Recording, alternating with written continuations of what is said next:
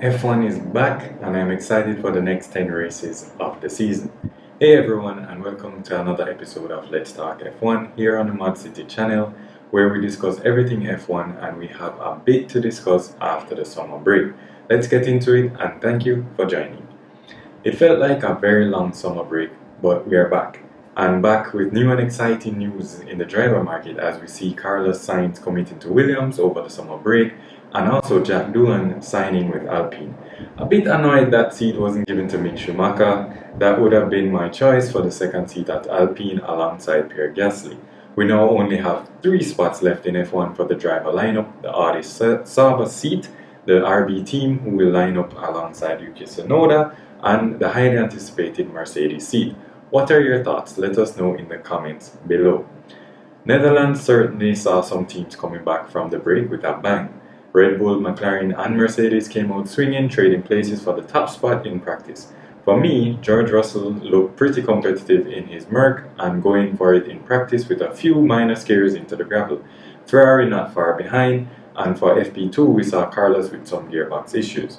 FP3 saw a huge crash for Logan in the wet and the car even catching on fire. Glad to see he was able to get out the car and that he was okay. Nico Hülkenberg continued to struggle with his car, having rear braking issues as he once again slid straight into the barriers at turn 1, causing damage to his front wing. Would be interesting to see if the Haas team can sort that out quickly to avoid any potential massive crashes during the race. Let's see what we're looking at for quali. 10th time this season Yuki has out-qualified his teammate Daniel Ricciardo. And of course, with that mega crash, Logan was not able to set a time for Q1. The Ferraris did well in the first round of quali along with the Mercedes. Happy to see Sergio at the top of the pack for Q1, maybe finding his groove again. Expected more from both cars and drivers for this one, but they now start closer to the back of the pack and will have to make up a fair amount of places to contend for some points. Talking about the Merc and the Ferrari of Lewis and Sainz. Now on to the race. Max with an excellent start, overtaking Lando Norris immediately to take the lead into turn 1 and also break the DRS zone after lap 1.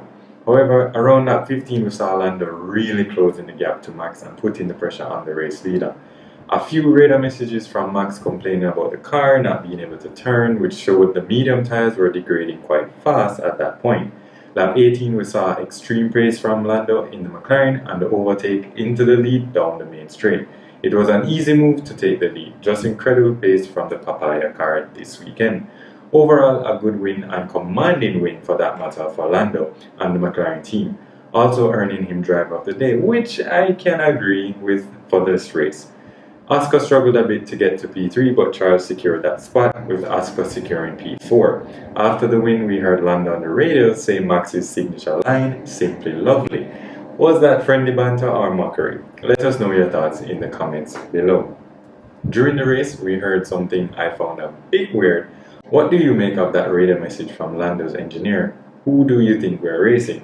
That's a weird question, to which Lando responded, the car in front, which was Max. Let us know in the comments below, because that was just a weird radio message for me, not sure what the basis of that message was about.